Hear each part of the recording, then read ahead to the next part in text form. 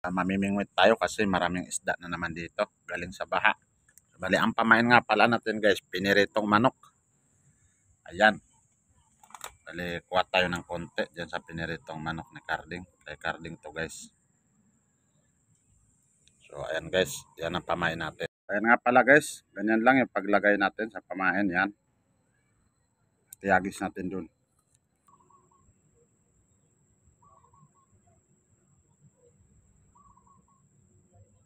Okay, so tumatay o hinihila. Uli. Ayan guys, oh. Oh, malaki.